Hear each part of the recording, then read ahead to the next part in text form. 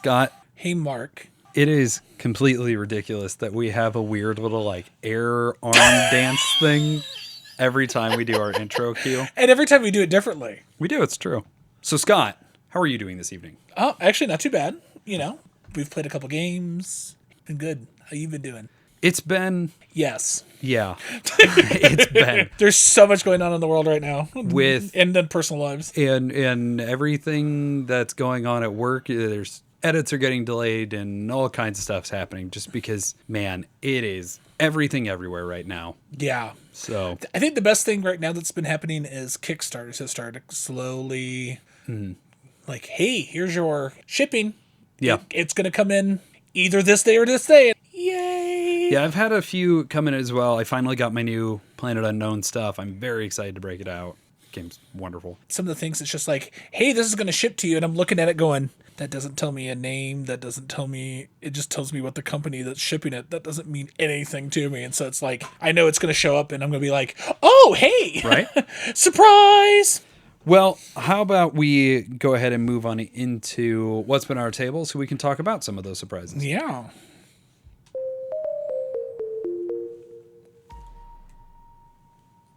So Scott, what's been on your table? Lots of Frosthaven. Sure. Shock, because my guys we gotten together and Did you then- finally beat that bonus scenario? Yes. Thank Really? freaking Yeah. I mean, you were talking about that back in like episode 3.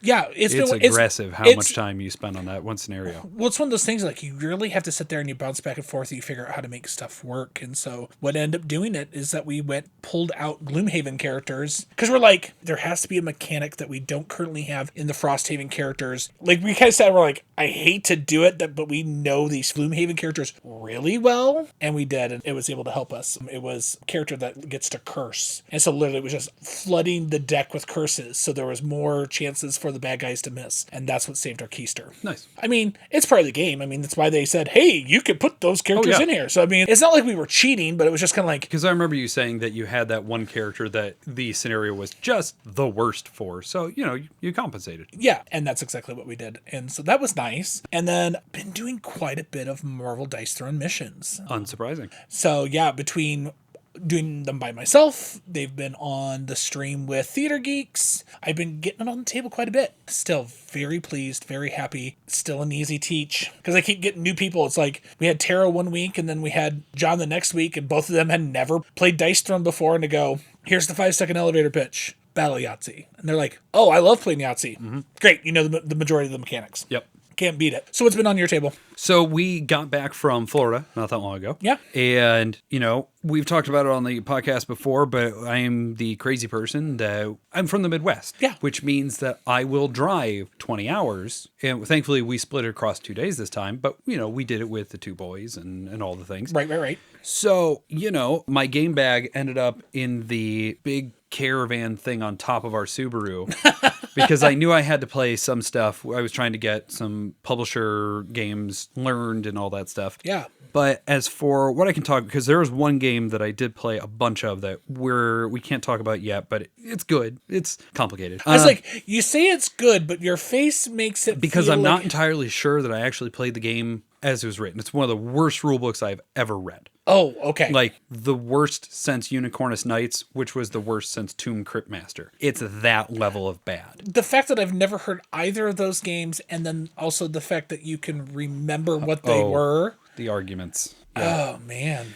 So when we're actually talking about these stuff that I did get to play and I can talk about, though, a lot of euchre again. We're hanging out with her family and her grandfather. You're kidding me. Lots and lots of euchre. People from the Midwest play euchre? We do. It's true. We play euchre and drink old fashions. I did get to play some For Northwood, which is great. Awesome. But I also got to break out 2 of the new Season 3 boxes for Final Girl. And I'll be talking about those more later, but I will say that the complexity level of Season 3 just puts the other 2 seasons, like they might as well be completely different games. Did it ramp that hard? Really, really hard. They're good, but there's a lot more going on with them. Cool. Then that might be a great discussion because then I can talk about the difference of the levels for Marvel Dice Throne because my stuff ramped up too as well. And I was just like, ooh, that's great. Well, hey, I'm planning on talking about it during Table Shelf and Trade, so... Well, gee, maybe I'll just swap out one of mine I was going to talk about, and I can talk about Marvel Dice Throne. Here we go.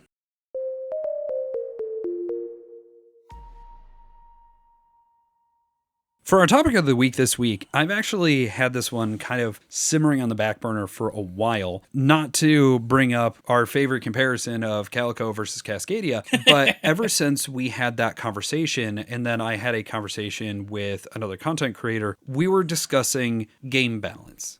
And how much does your opinion change based on how balanced, how tight, any of that terminology that you want to use, does that impact your opinion? Is that something you look for?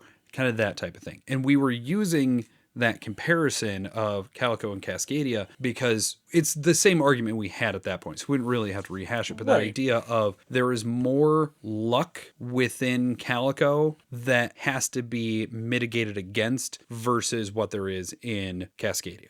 That's kind of what prompted this discussion for us now, all these months later, of what do you think about balance in a game? Do they need to be balanced? Can a game be overly balanced? Et cetera, et cetera. I think if a game gets too overly balanced, like I can't think of any titles off the top of my head right now. I think sometimes it just becomes bland. So I think there needs to be a little bit of... There's like a little thing you're like, oh, this is a little wonky. It might be interesting. I know we were kind of discussing before we brought up the topic of if everybody's broken, then is it balanced? And then nobody's broken. Then nobody's broken. You know, if everybody has crazy powers, then great. Like then that's in itself a way of balancing itself. If it does have something like that where everybody has these crazy wonky powers, but there's not a way to, I don't want to say negate, but slightly suppress it, or I have an answer to it, I think then it stops being fun. Sure. And it's just like, why is it like this? So I see kind of a spectrum of this, right? Where we're talking about a game that is overly balanced. There's no rough edges. It's almost abstract because abstract games, when you're looking at those, generally speaking, they are just dead even because that's kind of the point. If you look at just basic Santorini without using the god powers, that is a straight down the line, perfectly balanced. You are just playing against each other. You might as well be playing chess for the amount of variation. But when you're looking at adding in the god powers, it's a different game. There's a lot of all that. And that's one of those where I guess you can argue maybe there are god powers that are more powerful than others, but they come with a higher complexity level. So, there's all that. But then you also have kind of the other end of it where I see this in games like Smash Up or any game that is very, very long running where you have a lot of power creep. Where at that point, the original factions, unless they get re-released and rebalanced, kind of what happened with Villainous, they're just strictly worse. Yeah. And in a game like Smash Up, I want things to be more even because everybody has that big, ridiculous high power card in there, but everybody should be able to stop everything. And that is just simply not the case with that game. Gosh, I haven't played Smash Up, I would have to say at least a good decade. And Came out in 2012. Yeah, and I think... Still going, too. Oh, boy. I know my buddy has them on his wall. He has everything in one big box and then has the boxes up as art. The biggest, geekiest box. Yep, he has the biggest, geekiest box. It was fun, but there's certain factions you get a combo. And what on earth? That's just crazy. And it's not fun to play against. No, it's not. The Cthulhu factions that came in the second expansion of that game are still the most broken because only 2 of the 4 factions can give out insanity cards, and the insanity cards are negative points. So for every pair of them you have, you lose a point, but you don't count them until somebody has crossed the 15-point winning threshold. So all of a sudden, like, you could be the person winning, and then, because you've been fed so many of the insanity cards, now you're not. I guess you're not anymore. And that's a bummer, especially when the only way to really counter around it is you discard them out of your hand, giving up a round. The reason I wanted to bring up the topic is the idea of, is it still fun to play a game if there isn't that balance? If you have that moment where you're sitting there like, oh my gosh, your power just made this completely unwinnable for me. That's the type of thing that I just can't stand. When you can sit there and realize that there's no way in the world I'm going to win this, then it's just kind of like, let's just call it, there's no way I'm going to catch you. Now, if it's one of those things like in Santorini, where if I happen to draw a really powerful god card, and if it's one of those things of you can recognize it's a really powerful card, then it's a tale of strategy. Oh, absolutely. Especially in Santorini. I mean, because you've got 25 spaces, let's make it work. But then again, you also have powers. So, I mean, it's one of those things of the strategy. Yeah, if you're looking at it and I'm like, there's no way I'm going to win this, I'm just going to call it. You might not like it. I don't like calling it. I don't like just giving up on something. But if I'm not having fun, I'm not going to play the game. I'm not going to do this to inflate your ego anymore. You've won. You happen to get a combination that is just unbeatable. Carlo, I'm going after you on this. I'm sorry. But Innovation by Carl Chudik, hate that game. It's a miserable game. It's one of the ugliest games in existence. Really? But it is this thing where you're trying to get to some amount of points, and I don't remember, but over the course of the game, you were essentially building out a civilization by splaying cards on top of each other. And it's 10 ages worth of cards, but some of those combinations you can put together, you can trigger an age 3 and you're going to be carrying it through the rest of the game because it's just that powerful. That's a bummer to me because anytime I just be like, oh, I'm just going to press the same button over and over and I'm going to win. Why am I playing that? No, that's true. Yeah, no, I think you're absolutely right. I mean, know your game, know your players. That's a big one. But I'm also the type of player that if I sit here and I go, oh, hey, I happen to have this combo, I'm going to let you know right away. I'm like, hey, I've happened to got this thing I need. Or I drew, like, especially with Santorini, I'm like, this is what it does. Just so you know, I will be able to exploit this pretty heavily and just be honest. I mean, respect your other player because we're all here to have a good time. And I think there's an interesting argument with what you just said, because if you're looking at something of, hey, by the way, this exists, I've played this, I know how this works. That's one thing, because one of the reasons I have never sat down to play Twilight Struggle, from what I understand, within both decks, the US player and the Soviet player are all kinds of crazy things. And if you don't know what the other person can do, essentially you'll lose. Okay. So if you don't have experience on the table and you are playing against somebody that does, and they are not being pleasant to say, like, hey, by the way, this can happen, you're probably going to lose at least that first game. And something like that, I don't inherently hold against the game because that's a reason to go back and dig in and retry a game. But there is something of, by the way, this combo's out there and there's no way to stop it and I'm going to keep doing it. I'm just going to keep hitting that button. Sorry, I guess. I think it's just one of those things of respect your other player. If you're the more knowledgeable player, you should be teaching all the possibilities of the game. We would not be having the podcast if you weren't the type of teacher that you are. Because you have sat there plenty of time going, hey, this is really close to triggering, just so I know, just so you know. But you've also known the majority of the game well enough to be like, hey, if you try to pull this off, you can at least get back some of the points and make the damage less upon you, you know, and that type of stuff. It's been interesting to teach you because anytime it's especially a game that I've played a lot of and I can speak to, this is what a winning score looks like, or this is what you need to try for. It's been interesting to see as you see, like, I'm just going to try to do that thing and see if I can pull that thing off. That's always been my mechanic when I go with a brand new game. It's like, okay, so this is a strategy. This is, okay, these are the routes that I can go down. Let me see what happens when I exploit them. And some of them do really, really well. Some of them do very, very poorly. A lot of them do really, really poorly in my experience. But then also it's like, I also could tell, usually by the time I get to the end of the game, it's like, I didn't get the right combo of whatever. And that's just too bad. And I'm able to go, I didn't get what I needed. That doesn't hurt the game. That doesn't make me feel worse about the game. It's just like, okay, there's a little bit of luck that is involved in this, and I didn't have it this time. Yeah. Let's do it again. So one thing that I have kind of had it pop into my head as we've been sitting here talking is this idea that in higher conflict games, that kind of exploitable imbalance almost becomes something you expect out of it, unless you're playing something like a Twilight Struggle or a War of the Ring or something that is very tightly balanced against each other. So you need to know that. But anything that is super mean, a lot of that imbalance can show up in there, especially a lot of those older, more classic Euros from the early aughts. Oh, yeah. Like, those things, they are mean as all get out. And there are card combos and everything. You go back and you look at Board Game Geek threads, or you hear like, oh man, well, they got whatever the particular combination is, and I guess they're going to win because of that. And I feel like the further we get into the hobby, the more generally balanced things are getting. But anytime something like that pops up, there's one like Civil War game that's like the Antietam Hammer or something. It's some like old legendary thing that if somebody pulled that off, you just basically gave up. And somebody in our audience is going to be smart enough to remember the game and what the actual name of it is. It's like the Manassas Hammer. It's something like that. But it's that idea of, it seems to be in newer designs, things that are imbalanced are more noticeable because there are too many great games to play the good games, and the imbalance drops them into the good game range for us or worse. And so we just don't continue to interact with those. That's true. I think the longer the hobby goes, the more we're going over games with a fine-tooth comb to sit there and be like, okay, this is where the thing lies. This is where the problem lies. It's one of those things you just have to kind of really pay attention and gauge whether it is a balance issue or is it just a strategy issue. It is the Manassas Hammer. It's out of a game called Lincoln. Jeez, ow! Your brain is like, I need to figure this out. I need to figure did. this out. And I'm not going to lie, Google led me immediately to it on Board Game Geek because I thankfully remembered the right broken combination. Yeah, apparently the Manassas Hammer is a real problem in Lincoln, but that's a Martin Wallace game for you. So That's funny. I think it's something that I don't need them to be piano wire tight, Right. but I want to know that my opponent isn't able to get something that is... Oh, do you remember when we played Penny Lane? Yes.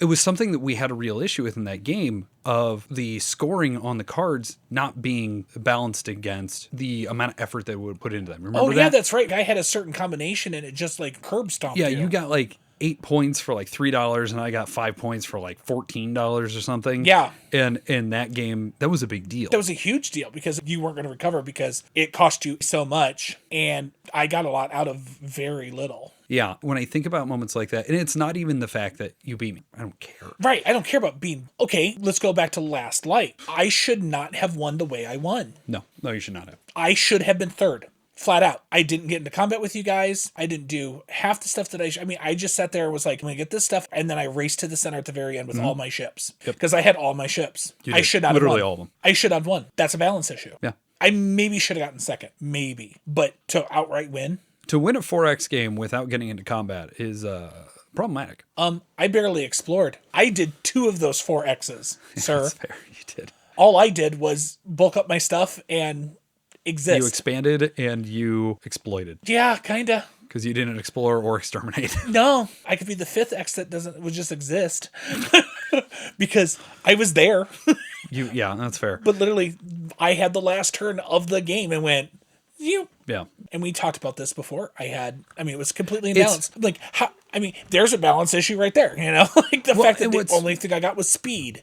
And what's interesting is any time that we've come across that, and it normally ends up being that in an imbalanced situation like that, that person ends up winning. Inevitably, we sit there like, oh boy, that's a crap win. We did not enjoy. Yeah. I feel like it just drags the overall experience down for us because it makes the other players feel like, why am I here? Well, that was the thing is, I completely ixnayed both of your strategies in one 30-second move. Mm-hmm. And the only reason why I was able to, because of how poorly balanced everything else was, because, like I said, I was only getting speed mods. So I guess I'm only going to do speed mods. Yeah. So the ship that should have been my slowest ship was as fast as my fastest ship. That's how I was able to go full fleet. Yeah. Like that boo. And I saw the look on your face. Like, you looked crestfallen. Jason looked like I kicked him. Yeah. But yeah, that's bad. It is. And I think that's why we look at this of when you're looking at something like Twilight Imperium or Eclipse, just to stay in that same realm, each of the player faction abilities feels important. Mm-hmm. And it feels, in some cases, insurmountable. Because when you're going up against the Sardak Nor, and all of a sudden, all their dice are +1, ooh, that's huge. Okay, yeah. They're going to hit me a lot more often. It doesn't seem like that big of a thing versus the guy across the universe that, I'm always going to go first.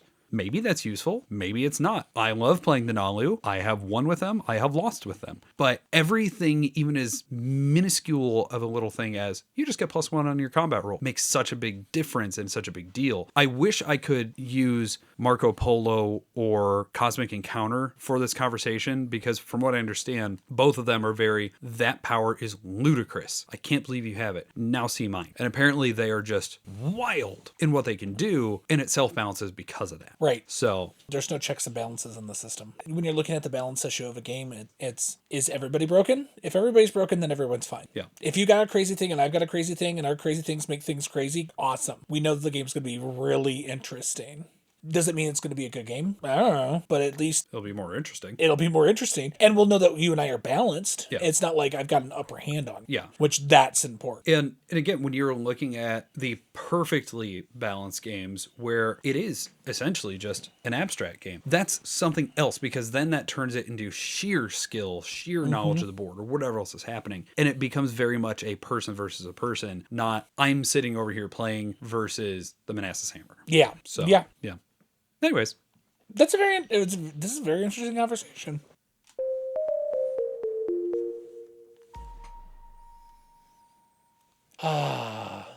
It's that time that Jason gets to grin because why did I play that? And it was my turn. And the funny part is, it's why did I play that again? Because I didn't realize that this is the one that I had played 3 years ago, 4 years ago. Yeah, so just so everyone out there knows, I mean, I think we've brought it up. I am a huge word game fan. I love all sorts of games that has anything to do with spelling, grammar. I don't know why I like word games so much. I used to be a really bad speller, but I enjoy words, and so I play, Wordle. I do. Oh gosh, I'd have to say I think I have like 10 games that are different word-based games. That seems low for you, actually. I'm just thinking of what I have off the top of my head because I remember playing Upwards when I was a kid with my grandma. Categories and Upwards and Scrabble. Yeah. Oh, yeah. All those All things. of it. Everything. Because that was just the thing. So I got to hit you, apparently again, though the first time was not with me. This time it was on Board Game Arena, so I got to actually play it. Nice. Play it this time. I pulled out, this game is from Jack Beff and Tim Fowers, and it would be the lovely little word game, the second one of the bunch. This is 2018. Called Hardback. And I brought Hardback thinking you had played Paperback, and it ends up you hadn't played Paperback. So yeah, we started playing because I was really sure that it was Paperback I had played, and then I started looking at the cards. I'm like, these look really familiar, and so I looked at the Paperback cards. I'm like, nope. And I went back and I checked my BG stats, and wouldn't you know it, I had played Hardback in 2021. I mean, I definitely think that we should play Paperback at some point in time just so that you have a reference. The comparison, sure. I will say my experience then was so far out of my brain, like I couldn't have told you anything about it, that this was essentially a fresh new play. No, beautiful. So if you have not played this game, both players have a small deck of cards, a total of 10. 8 of those letters are the exact same between all players that are playing. This is a 1 to 5 player game. And then 2 random letters are given to you to make you a deck of 10. The first 8 letters that everyone shares are essentially money letters, and then the 2 new random letters that come in are for prestige points. You are creating 5-letter words, and because the first thing you do is you draw 5 cards, so you're trying to get a 5-letter word if you can. But the nice thing is that the difference between Hardback and Paperback, which I think I'm going to have to do a comparison between the 2 games at a future point in time, because I do know both these games. The neat thing about Hardback is that every card can also be used as a wild. You just literally flip it over. So that means, oh no, I've got a handful of consonants.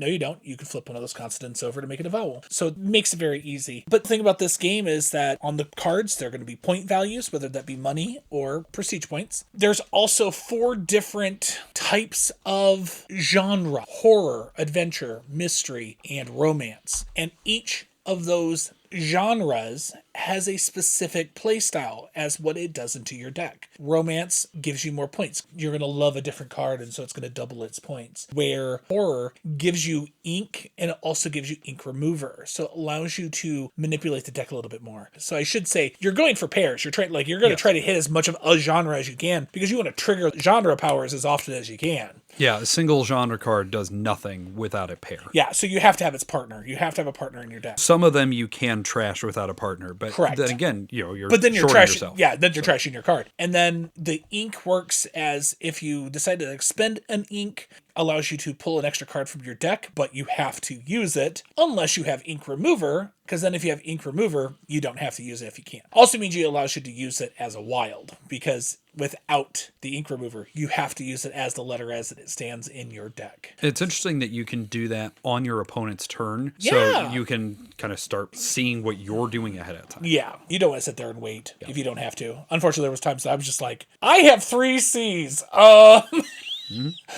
don't know what I'm going to try to spell. So that's a quick rundown of the game. Yeah. I mean, because it's the first person to 60 points. Mm-hmm. How'd you feel? I hate it.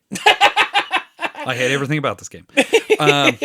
I gave it a 4 on my original rating back in 2021, and I can't disagree with myself. Even, that's good. Even as far later. So, okay, the things that I like. Yeah. I do like the way the card pairing works for the genres. The fact that you want to chase down the various pairs, or, if you're going into horror, you want to keep going into horror. Yeah. On the whole, I think the art and the iconography and the presentation of what is here is very good. It is largely very readable. I think the romance font and the mystery font are a little rough. I'm not the biggest fan of those. I will agree that the overarching font that makes the big letter is crazy, but that's why they put it in the upper left-hand corner as well. Which I understand. And I do like the fact that the cards, generally speaking, have that ribbon on them on that upper corner that you can just do a quick glance of this is the letter, this is the genre, this is the rewards. You don't inherently know all the rewards because, like this one in my hand, it shows that it's a Q, it's horror, and it's going to give you money. But you actually have to look at the card to know, oh, I'm getting 3 money, and if I play another, I get another money, and I get to do the ink remover thing. So it's a bit of a mixed bag because, especially as you're sitting here messing around with your hand, what the card does is very important of, okay, I need to try to build this word to try to use this Z because the Z gives me all this extra stuff, but maybe I can't make it work. Maybe that's the card that I need to flip over to make everything else work, and now I'm just shorting myself.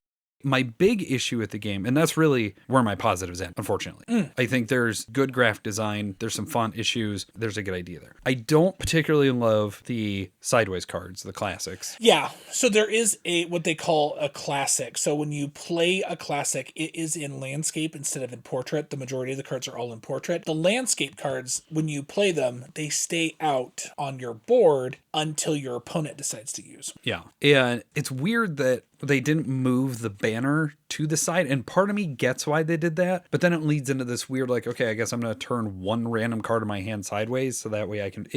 I don't know, it's just a weird usability thing. But really, end of the day, this is a word game that is just dead solid into that realm of this will make you feel dumb if you are not good at spelling or coming up with words. I never played a word that was less than 4 letters. I only played a 4-letter word once because, unfortunately, I don't think the economy in the game really makes that much sense either, because there is a Z that was sitting there for $3 and there was a Z sitting there for $6, and they really didn't do too terribly much different. It was what they did within combo. I know. With the Z in combo, like the one that was only 3 putts was going to give you another point, where the Z that was worth $6 was, I'm going to flip this over and I'm going to do this other thing. I understand that. Yeah. But the way the economy of the game works, if you aren't always buying ink, you're just behind. Like, I beat you by 30 points, which is not minuscule. No. And it's because I would always try to buy a cheap letter and just stack up on ink. And only once did that really bite me.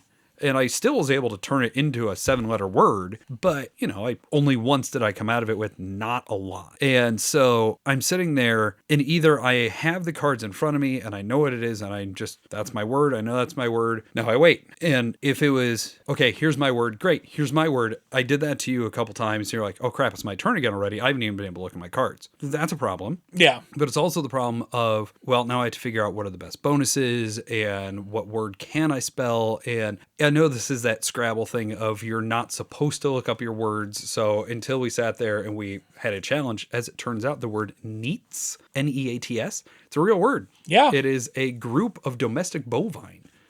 Now we know. But I don't know, that didn't feel great to me because now I'm sitting there and I'm hitting you with a word that we're both like, we're pretty sure that's real, so let's check it. But then we had to sit there and be like, I'm pretty sure this is the way this is spelled. Like, I know there's a real word, but do you know how this is spelled? Because I'm pretty sure this is right. Like, it does all the problematic word game things, and then it does it in the deck building format, which means you're handed the random letters, which, because everything can be a wild, you're able to get around it so long as you have enough card draw. But unless you're doing the ink thing, you don't really have the card draw. I don't like it. I just don't. Yeah, I understand. I don't know of many of the word games that you've really enjoyed, other than like the Literati, but that was mainly because it was co-op. Because it was co-op, yeah. I mean, I have that nostalgia for some of those games, but yeah, when it comes to spelling games specifically like this, there's not really. It's just not a genre I enjoy. I like word games. I mean, Just One categories we've talked about. There is that section like perfect words. God, I want to copy a perfect word so badly because it's so interesting. It's so good. But yeah, it's a genre that for being an English literature major, I just have a bad time in. And it's not necessarily that I'm bad at them. I just don't enjoy what they do. I get that. This is a strict trade for me. Yeah, this is a table. I mean, it's part of my shelf. It will probably never go because, I do enjoy the artwork by Ryan Goldsberry. But there's like a couple of expansions that are in here that allows you to have some asymmetrical player powers. And when we were talking about those attributes, like, this would be your power. I'm like, I would never use that power once. Yeah, I totally get it. And the other problem is that this is a little bit of a single person solitaire. Like there's not really much that you did that caused me to worry about anything. The only interaction point is, am I going to take the card you want? And is there a classic card on the table? And I get that that's why they're there, is to foster that interaction. But if they don't come up, because over the course of the game that we played, we saw two. That's right, we saw two. And the other one we didn't buy. And in fact, it got flushed when the market got too expensive. Yep. And that's it. Like, that's the interaction point. So it's meh. Hey, I understand. Yeah. I'm sorry. No, don't be. Because, I mean, this is one of the reasons I picked it. This is a genre that I still really enjoy. This happens to be one of those games I was like, I knew I wanted to bring it because I didn't want... I think it is a brilliant idea for a game. 100%. Like, I get why they would have designed this. I think it's a great idea. I just don't like the execution of it. Yeah, I think for me, it's another word game. It's a different design of a word game. I like it even with paperback, but I'm going to find other word games that you like. Sure. I'm going to make it happen. Hey, I'm getting you to like Area Majority. Yeah, shut up.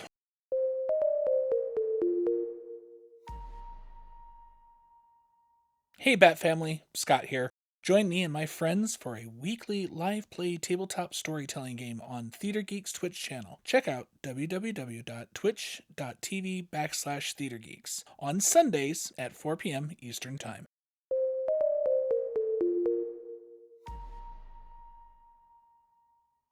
All right, so for Table Shelf and Trade, I brought 2.5 again. I mean, if we're Table Shelf and Trade, we're going to sit there and we're going to talk about one game for like a little bit in depth. I also have 2.5. Well, the reason I have 2.5 is that I'm going to be talking about two different Final Girl boxes. That makes sense. So they exist as one entry because I don't need to do an individual thing for each of them, but I do want to talk about them as the fact that I have only gotten to play out of season 3, the Merrick Murders, which is their take on Saw, and the Falconwood Files, which is their take on Stranger Things. Okay. So I said at the top, the complexity level of Final Girl Season 3 is insane. When I am looking at the one that is based on the Terminator, and I'm very excited to play that one, I'm going to maybe give myself the entire evening of a game night to just play that one. Really? Because the systems in play are crazy. Because in that one in particular, you are fighting their version of the T-800, so Arnold Schwarzenegger. Yeah. And then as soon as you knock it down, you essentially play Terminator 2, where now it becomes an ally that you have to repair, and you're fighting the T-1000. These boxes are just as thematic as the other ones. They are incredible the way they work, and I have very much enjoyed them. They put in these things called the tier dice. Okay. Essentially, if you fail a roll and you have a 1 or a 2 on your dice, they will give you a tier. And you can use those tiers to reroll a die or get an extra movement, that kind of thing. I really liked using those, and I use them for both of these. And we've mentioned my house rule for Final Girl in the past of if you roll a 3 or 4 in the base game, you have to discard 2 cards out of your hand to turn it into a success. Right. And 2 cards is a lot out of this game. So my house rules that on a 3, same way, on a 4, you only have to discard 1. It's a little more thematic because it's the slightly better roll, so it's still painful, but it's not as painful. When I used the tier dice, I did not use that rule. And I'm glad I didn't, because the tier dice give as much as they punish.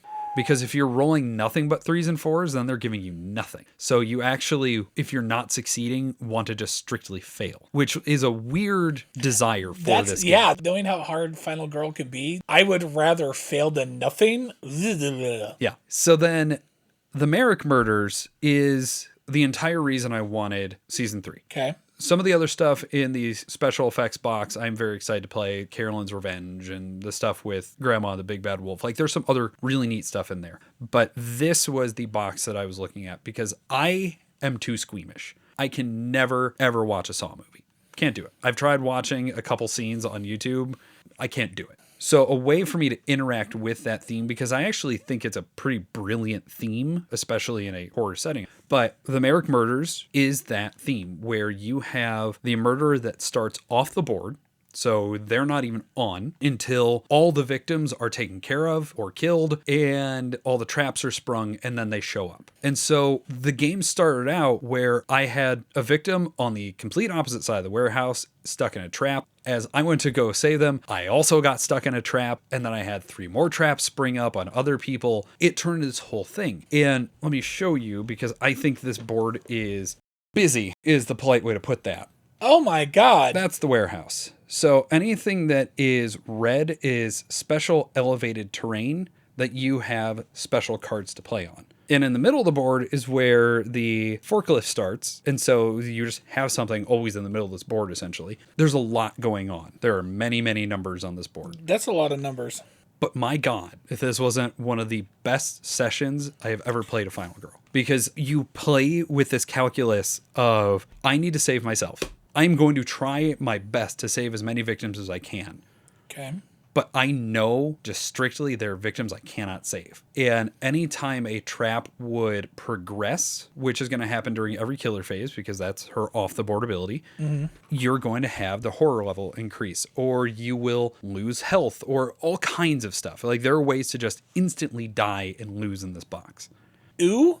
But when I succeeded, because I did win, and I managed to win both of these. The final girl that I played, her ultimate ability is whatever your next attack is, you have to spend 6 times. So you basically have to burn your entire turn, doubles the damage of your next attack. Okay. And I had saved all but 1 victim, and I had a special victim that was helping me get people out.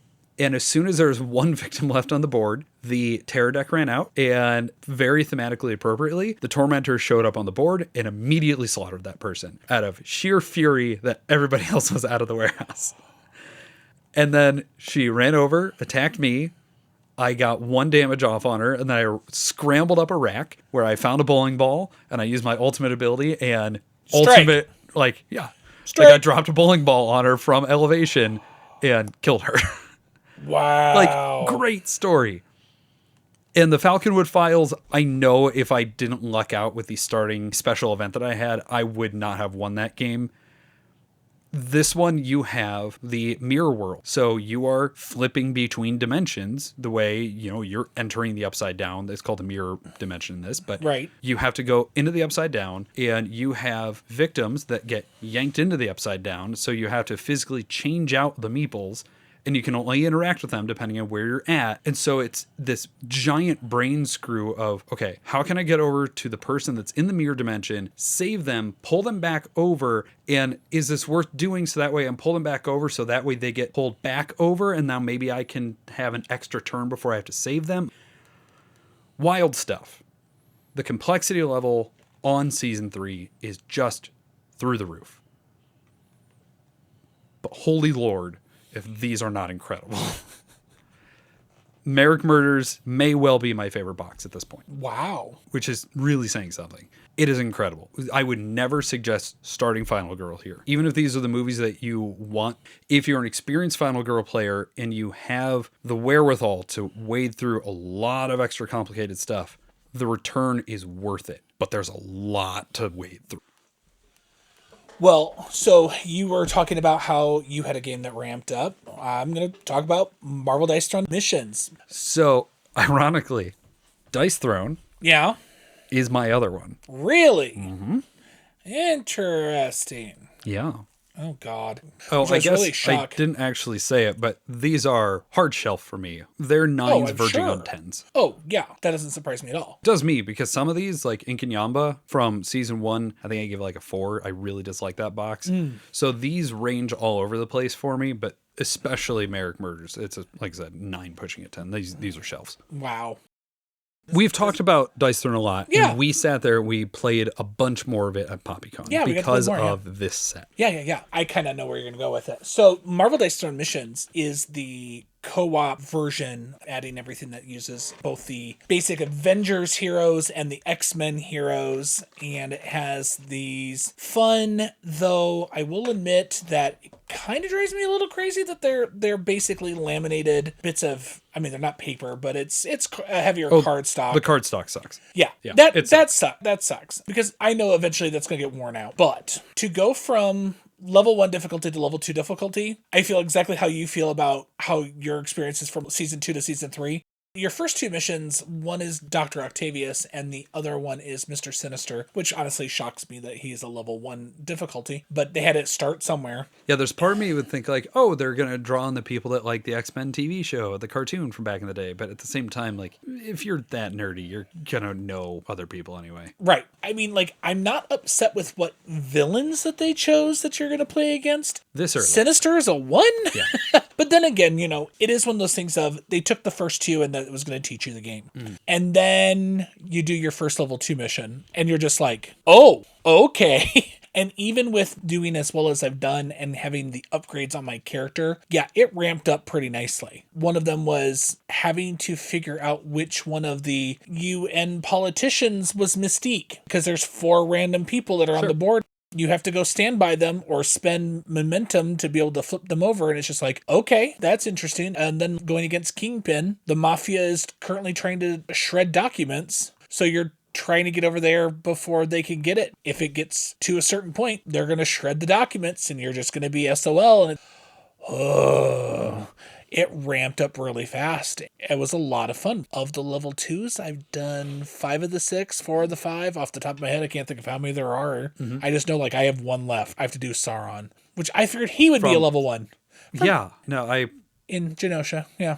Isla Genosha. Sauron is my level 2. So I'm like, why wasn't he level 1? But then again, you know, maybe there was a mechanic that they wanted to do. I haven't looked at the board yet, so I don't know. But we've had fun, and I've had fun. Like, I've had fun solo, I've had fun playing with the Theater Geeks, and I have really, really enjoyed it. So it was a fun thing to watch on Theater Geeks. I don't know that I really commented much, if any, on that stream, but it's a solid system. It's a 9 for me. Yeah. It's a solid 9. I think there's just enough small production things I can't give it a 10 because I know this is going to wear out. Yeah. So, but you also don't have the sleeves for this yet, and that was a consequence of everything that's going on at the time. Yeah. So you may be able to get those later down the line. Yeah, like hopefully when I go to Gen Con, I'll be able to pick up the sleeves and that's a little bit of a bummer. So but still like looking at those big boards where I have to go against the scenes. Yeah. If I play this as much as I play Dice Throne and I play Dice Throne Adventures, I'm going to wear it out. Yeah. And so I have to knock it off for that reason. It might almost hit an 8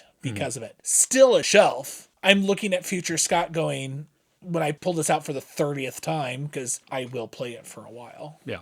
So you were talking about Dice Throne. Yes. So I'm passing it back to you. We talked about it, and we had more of a specific time where we sat down and I got to play as Rogue. I love Rogue. She's my favorite Marvel character, bar none. And Psylocke, who's my number 2, didn't get a chance to try her, but they are my favorite Marvel characters. Yeah. The X-Men are my favorite part of Marvel because they so badly screwed up Spider-Man back with Brand New Day and One New Day and all that. We can get into the comic books, but that's not this podcast. Correct. That'll be our next podcast. Because, right. We have so much time. So much time, everybody. Who wants to be an editor for me? Yeah, so we got to sit down and just play it. And we got to play it a bunch because I looked at you and I said, this is your number 1 game. We have the set you were so excited about. Let's table it. Let's see how this goes. And I just hate Dice Throne.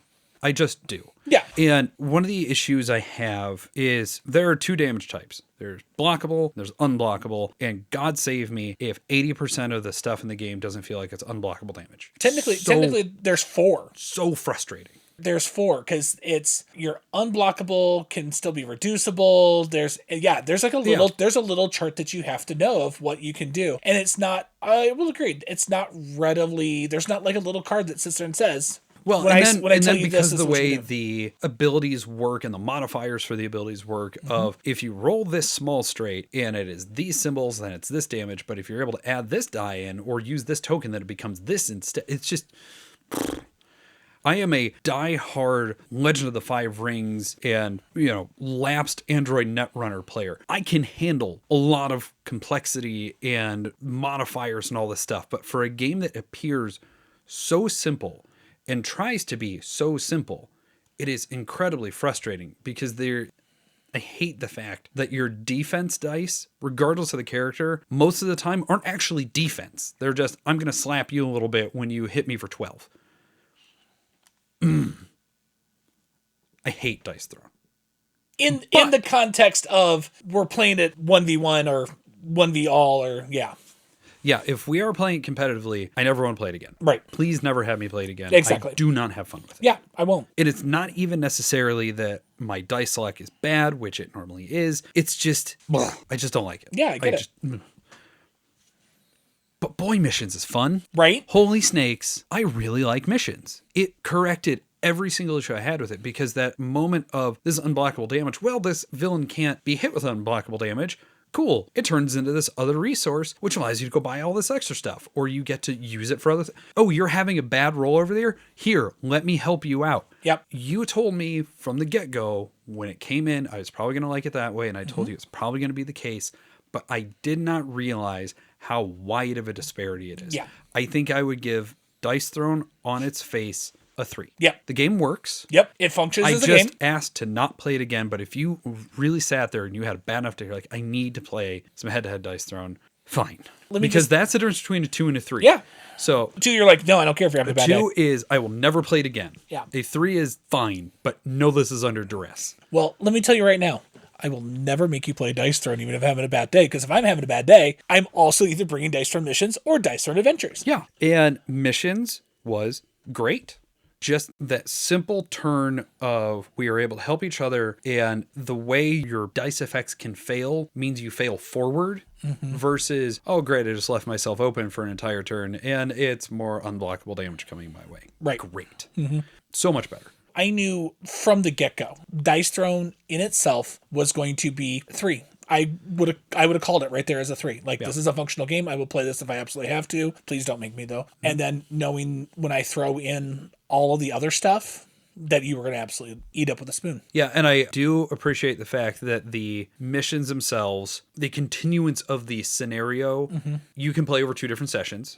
You don't have to carry over, so you can play them across time. And you can just play them as scenarios. While I'm sure there's a campaign mode in there, you can just play them, and I love that. It's pretty much how they've done it is it's episodic. So you have your player sheet, and as you do well, you sit there and mark off things that you're going to advance in your character. And then on the backside, oh, I've completed this one. Yep. And not only did I complete it, I perfected it. And because I completed and perfected it, I get bonus points, and you know exactly what you've done. I only have one of the level 2s that I need to do before I'm going to move on to level 3. But there's also a small part of me that's kind of want to wait to see the next time Theater Geeks is going to play it, because I don't want to get too far ahead of myself. That makes sense. But then again, it's okay if I get ahead of myself, because great, I have a level 3 ability. I did the same thing with Freedom 5. It doesn't break anything. Oh no, I have 3 more hit points than you do at the start of the game. Yeah. That's not breaking. So, yeah, when it comes down to it, for me, Dice Throne, it's a trade. I don't want it. We've discussed it. Yeah. As far as missions goes, it's still only a table. I think it is a high table, probably in that 7-ish range. But there is some production stuff. Yep. There's some thematic stuff. And at the end of the day, it is still a core system that I don't really love. But when you sit there and say, like, we're going to play Dice Throne missions, bang, I'm in. Yeah. I'm not going to sit there and be like, anything else. Right. Because it really is a lot of fun. Yeah. Well, so then to slide over to a game that I know you absolutely love. Great. And a game that I'm actually not going to slam, because it popped up in my feed and I went, God, that was such a good game, would be from level 99, and it would be Bullet. Woo! Bullet. Such a fun game. So excited for Bullet Cubed. It's definitely a table for me. I don't need it on my shelf. It's not. It doesn't fit in any of the games that I would have. But it's definitely one of those things of like, oh my God, I really want to play that again. I don't know when I want to play it again. But definitely it's like, hey, I know Mark well enough that sometimes he's just going to have kind of a rough day. And this is one of those games that I know would cheer him up. And I bet you his rough day and my rough day will eventually match each other. And we'll have definitely a good time playing this. And such a simple, fun, stupid game. I mean, it should not work. And I'll be honest, I don't think I would enjoy the competitive. I enjoy the cooperative. It's the same thing, because like looking at the I didn't the even characters, have you play the competitive, right? Because it's real time. Yeah, it's a 2-minute round or 2.5 where you were going to sit there and flush all the bullets. Yeah, and if you pass the timer, then you can't use any special abilities anymore. You just have to place the bullets. Right. It's good. It is stressful. Right. I like the let's go fight the boss way more. Oh yeah, that's the thing. I don't care for this mode. I wouldn't like playing competitive against, but yeah, let's go beat a boss up. Oh, this is so my gravy. This is a game that I love with cherries on top. You know, there's a lot of games that Mark has that I've played and I've poo-pooed on. Let me find one that I've played with Mark that I know he likes, and I don't have to poo-poo on it. I just bullet. It's my number 19. And I see why. It has only gone up every single year. It's Really? so good. Mm-hmm. I can't wait till Cube comes out. Yeah. Because I know you're going to want to play it. Oh, yeah. And, oh no, I guess I'll have to play it with you. The boss modes that they are revealing right now are just crazy pants. It's so good. Oh, I'm so excited. I love Bullet. It's a 10 for me. If you are it's a looking solid at 9. just as a competitive game, it's probably 7. But the fact it has that flexibility to be competitive, cooperative, you can do it in multiple modes. You can run it timed, you can run untimed. Like most games that have pick your mode of play fail in most of them. Right, because one of them's going to be really strong, the other one's going to be really weak. Yeah, or they're all going to suffer because and it comes down to the balance, what we're talking about earlier. And that's how it's so balanced. And the fact that they took the bullet hell shmup genre and was like, we're making analog. How? What? How? And how does it work so well? Oh, it's so good. Because it works so well. This is my gift to you. Thanks. That I picked one of your games that I know you love, and I say, hey, I also love it. Yay.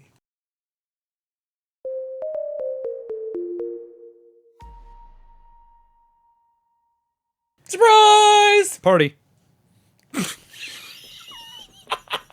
It's very late. It is. So our last segment for the evening is Surprise Party. We If wanted, you couldn't figure that out. right? We just want to talk about something that we had expectations for that it did not meet them in some way, positive or negative. Yeah. Mine is negative. Mine is also negative. Bummer. Yeah, because I was looking at things that I haven't talked about before, and I literally went, yeah, I own this game, and I don't think I've played it more than twice, and meh. Go ahead, start us off. This really sucks because I kickstarted this one. I've got a lot of the bits. It comes from 2017. It would be Dinosaur Island. Oh. This would have been on HVAC for me a while ago. Yeah.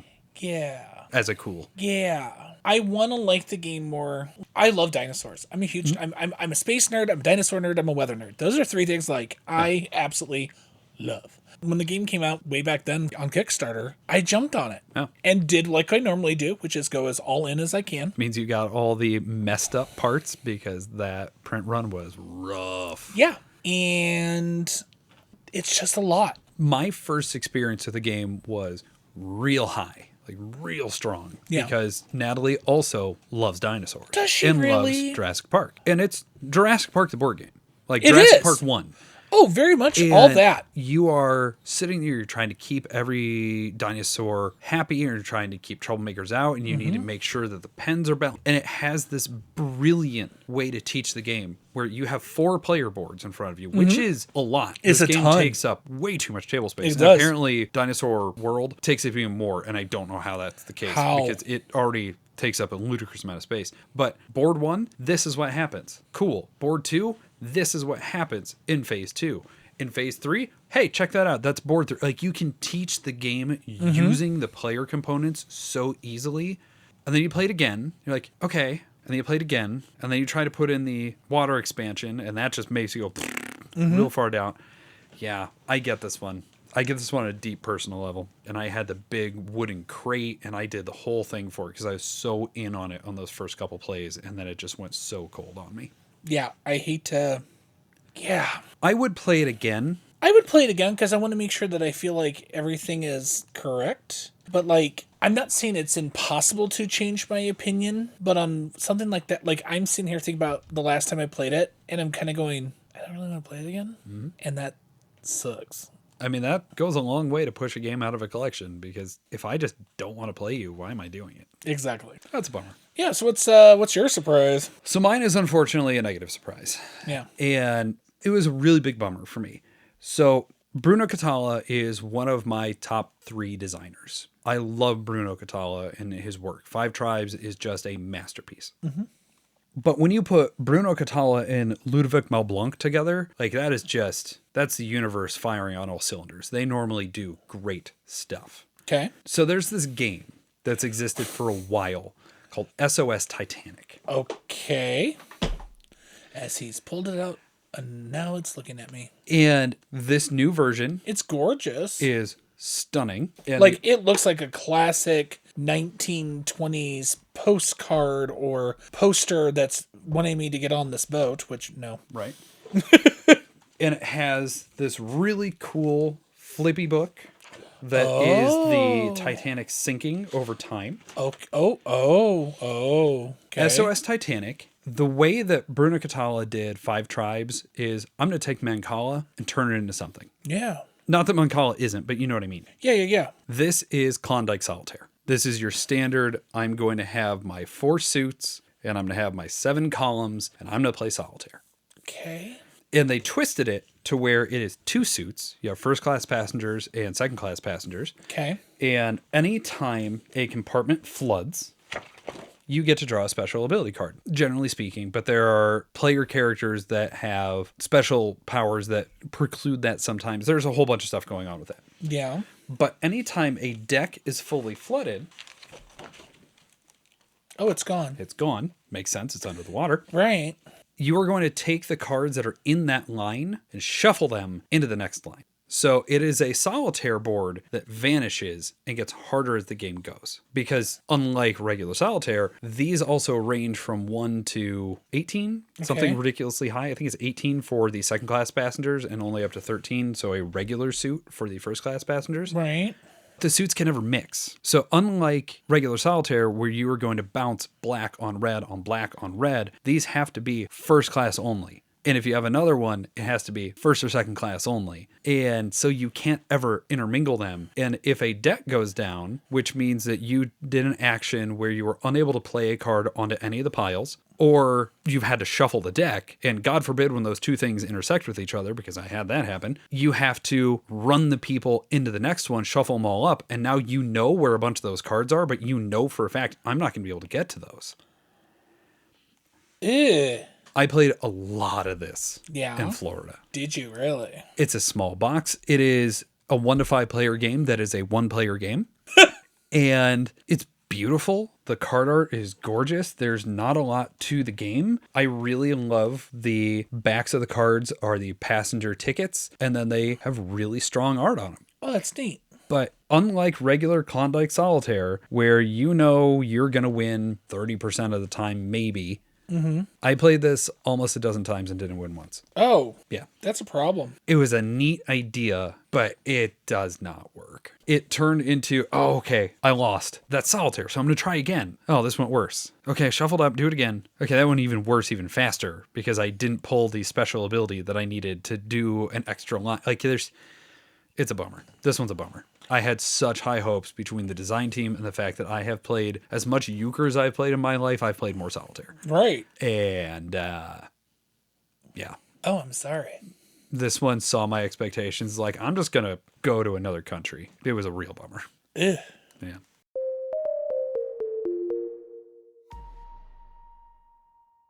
Thank you so much for listening to us. If you'd like to get in touch with Scott and myself or any of the other theater geeks in relation to Board All the Time, you can hit us up at boardallthetimegaming@gmail.com, on Blue Sky at boardallthetime.bsky.social. You can visit us on our website, boardallthetime.com, where we have a newsletter sign-up, feedback form, archive of our episodes, and links to all of our social media, including our Facebook page. You can also join us on our Discord. The server link is in the episode notes. And finally, we'd like to ask that if you enjoy our episodes, please give us the like and follow us on your platform of choice. We know you hear that a lot, but after doing this many episodes, we really do now understand how important it is to help the show grow. Regardless, thank you again for listening, and we'll see you on the next episode. At this time, we'd like to thank our sponsors. Do you like shiny math rocks? I like shiny math rocks. Go to Robin's Nerd Supplies and use the code TheaterGeeks and receive 10% off your order. Links to the website is in our episode notes. Also, we'd like to thank EcoL Press, a local printing company here in the South Bend area. Happens to be a union shop, and they do everything for your gaming printing needs. And what's so nice is that they're environmentally friendly. You will also be able to check them out in our episode notes. Hey, I'll yes and you every day of the week, sir. Hey, we're both theater people. We should be yes-anding each other. Right? Well, I'm going to yes and you right out of my house because it's real late. Fine, I guess. I'm super bored of you. Get out. Fine, I will.